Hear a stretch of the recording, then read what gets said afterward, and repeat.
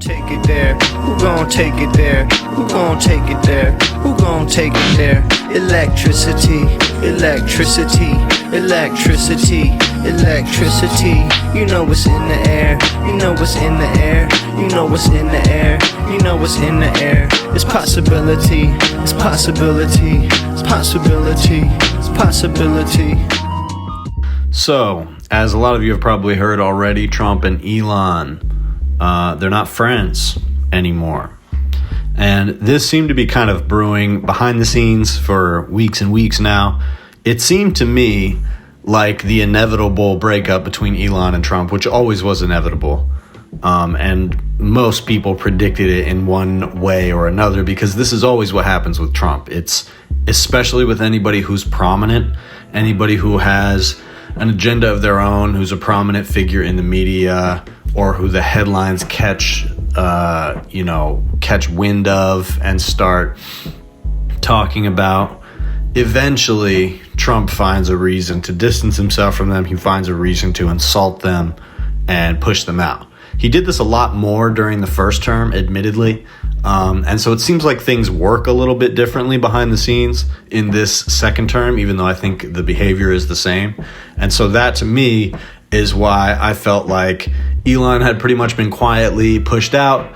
I think he's powerful enough that the White House didn't want to cut ties with him or, show him the door without there being some pretense of friendliness between them, because, I think genuinely Trump feels that Elon has leverage over him, because the way Trump has behaved in regards to Elon is the way Trump behaves once he really feels like somebody has something against him. Not saying information on him, but some kind of leverage that Trump is interested in. I would say the same thing about RFK. The amount that Trump gave RFK in terms of power is indicative to me that RFK had a lot of leverage to offer Trump.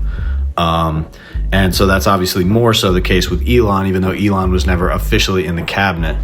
And I think Trump feels like his, obligation to Elon was up. And now there's some indication that Trump is not happy with what Elon actually ended up doing in DOGE. He, made a big spectacle of it, and certainly made a big spectacle of himself and made a fool of himself in the media. And all that anybody really got out of it was like some meager cuts.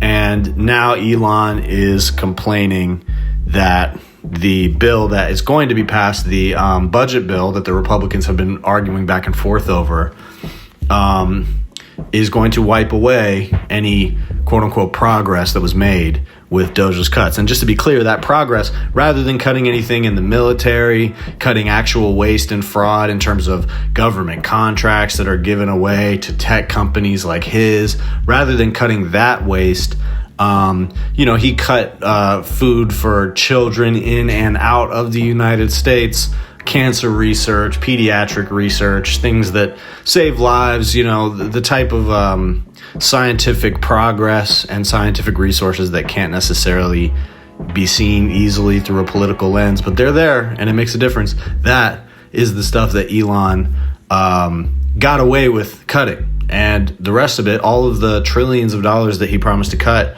it's not there. The cuts aren't there. So Elon was shown the door.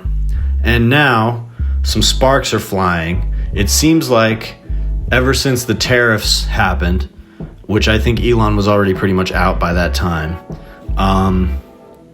that has been the first indication that Elon had something against Trump's agenda, what Trump was doing, because Elon's businesses are directly affected by the tariffs. And so the part of Elon that is familiar with how the business landscape that he operates in works understands what tariffs would do to his business model and all of the other companies that are adjacent to his. And so he lightly criticized Trump's tariffs. And then this budget bill that they have been going back and forth with for months, this is the same bill that would have significant cuts to Medicaid, and they're trying as well to get cuts to Social Security in there. And now, once they finally got that bill through the first round of the House, here Elon and Trump are arguing over it. So they're having a lot of trouble passing this bill. And Elon Musk has been doing this from the beginning. If you recall, they were going to pass a budget bill before Trump was actually sworn in, and Elon Musk made a big ruckus about that as well. So this is the same thing. He is throwing a tantrum. He's not inside of the walls of power anymore in terms of the White House, although he probably still had a close ear to Trump. And so, he felt that this budget bill, even though it's a huge tax giveaway to people like him, he felt that it is, not sufficiently conservative, really. And he's been trying to call out Trump and the conservatives for supporting a bill that supposedly increases the deficit. So me personally, I don't really care about that. The deficit, I think it's, mostly media panic when it comes to that. And I'm more concerned with what the money is being used and allocated for. So to me, my concern with the bill is not necessarily that it, spends money, but more so that it takes money away from Medicaid and gives it to things like ICE and, the building of prison establishments for people arrested by ICE and that sort of thing. That is not what I want government dollars to be spent on. But it was always built in with Trump that what you were going to get is expensive steps towards a sort of inflated conservative agenda. So what Trump does is he takes the conservative talking points about immigration, for example, and he wants to institute aggressive government solutions towards those problems. He wants to use government to go after the scapegoats that have been hammered away at by Republicans for years, which really is the opposite of what the Republican or the conservative ethic is supposed to be, which is to make cuts to regulations. And Trump does that as well. But ultimately, what he really does with power is he convinces Republicans to spend a bunch of money on his projects, like the wall and now mass deportations and mass imprisonment and that sort of thing. So that's the type of conservative that Trump is. Elon is trying to call him out as a hypocrite because of that, even though Elon Musk is the most flip-floppy dude in the world. So anyway, to cut to the chase here, Elon dropped the bomb that Trump is in the Epstein files. And that is not news. That's really not news. Elon doesn't know that for sure. I know he doesn't have any personal access to that, whatever. He's in circles of people that are in this orbit and that orbit and whatever. So maybe somebody told him that who's adjacent to Kash Patel or whatever the hell. But for the most part, Elon is just using common sense when he says that. Everybody already fucking knew that. And so really the only value that comes out of this is that Elon Musk said it. And that means that huge portions of the coalition on the right are being exposed to the idea that Donald Trump is in the Epstein files. He's sharing videos of Donald Trump and Epstein together. Again, this is old shit. I've been showing this stuff to people for years. The narrative that Trump and Epstein were close friends, and Trump was one of the closest associates of Epstein, and definitely one of the people who shows up the most in the files that Epstein has. That information has been out there, but it's never taken hold as a mainstream narrative. And so I think that who knows what exactly is responsible for that, but if there's anything that this could do in terms of that, it is cracking open that narrative to a more conservative audience and base of people, so that when that gets said or referenced, it's not as foreign of an idea to people. Perhaps it could start to take hold a little bit. Now, we know that conservatives are hypocrites about this sort of thing. They don't actually care about that. They only pretend to care about it when it is convenient.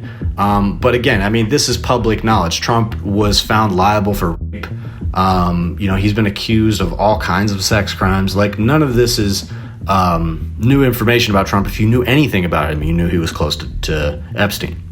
And so I think, honestly, one of the more interesting things that Elon said here was he said that to any Republicans who are thinking about passing this bill, remember that Trump is only going to be around for 3.5 more years. I'm going to be around for 40 plus more years. Talking about himself, Elon. So that was an interesting statement. Now, Elon likes to make threats, and I think if there's one threat that I don't find very compelling and wouldn't find compelling from Elon if I was some lawmaker, is the idea that Elon is going to be ideologically consistent for the next 40 plus years. That's the problem he's created for himself, is that, like, yes, he has a lot of leverage. Yes, he did a lot of damage to Trump by saying the thing about Epstein, but he's also completely debased himself.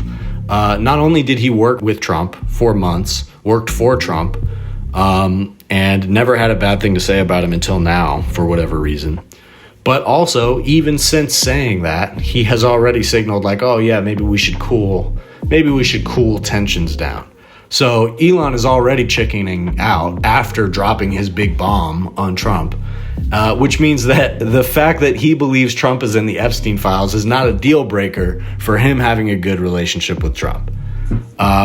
Just insane stuff. So these people don't believe in anything, man. They really don't. But I think if there's anything good that could come out of this, it is the fact that we can now start saying openly and repetitively that Donald Trump and Epstein were best friends, and Trump is in the Epstein files, and that's why they're not released. I really think we should all get that firmly in our vocabulary and keep saying it every time it comes up, because I do think that we should recognize that a big way that conservatives like Trump and some of the more extreme elements of the right, the way that they've ran away with the narrative a little bit in many cases is by being very repetitive, obnoxiously repetitive. They don't care that they're obnoxious with their message. They don't care that they are bullies about it. They just keep saying the thing and find different ways to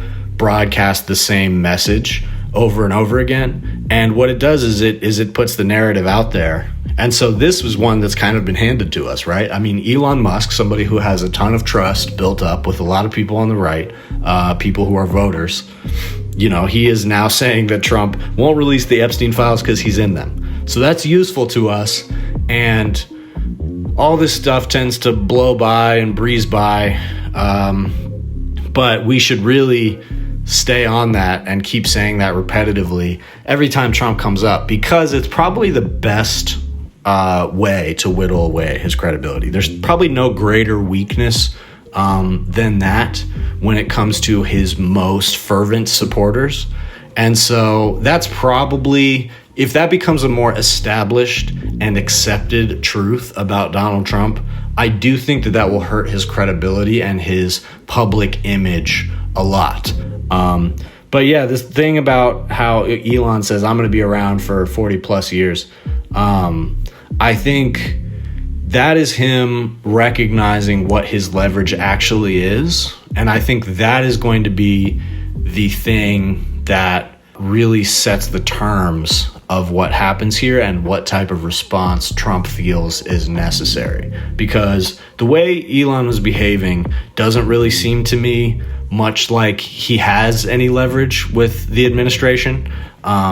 And even this Epstein thing, it's like he's just throwing it out there. There's no evidence. He doesn't have anything to show. This isn't backed up by anything. He's not planning anything. He just threw that out there, like anybody could have. And that was after, he was just going on and on and on about this budget bill, whining and whining and whining like he does. And then Trump sent off a couple responses on Truth Social, and that was immediately when Elon decided that he needed to drop the big bomb. So it's just typical childish behavior from Elon. And again, I think that's what makes him not that threatening when it comes to the long game. Who knows what's going to happen with this guy? This guy could crash out before the end of the year. This dude, maybe he will be around for 40 plus years and he'll be a fixture of conservatism or ethno-nationalism or whatever, or maybe not. Now it looks like he's gonna try to like do some kind of third way or like abundance thing or something like that. He wants to, now we need to start a new party. So now we're gonna have the billionaire third party. If there's any group in America that can get a third party going, it's the billionaires. So we'll see how that turns out. That should be a great party with the people's interest in mind. So, obviously Elon's just spinning out here. I do think that if he tries to position himself as a long-term threat to the Republican Party, that is going to be the thing that would cause Trump to really retaliate. And Trump can really retaliate. I mean, he has threatened already to take away the government contracts that Elon has. And he could do worse than that. He could go after Elon if he wants to. And there's a there for sure with Elon. And so Trump understands that he can use that leverage. And while I think Elon is out of leverage with the administration, he recognizes that his political leverage is the money that he can throw around. And so he's turning his attention to that, and he's trying to pressure lawmakers based on that leverage that he does have. And that is where he is.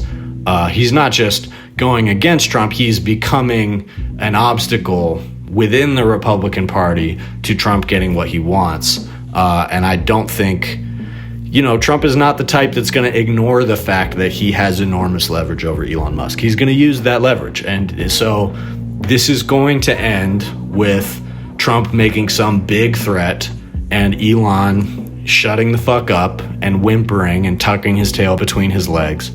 There's probably going to be some more ridiculous things that get said in the meantime, and hopefully we get more Elon Musk crash out behavior, because that'll be good, especially as Tesla continues to spiral.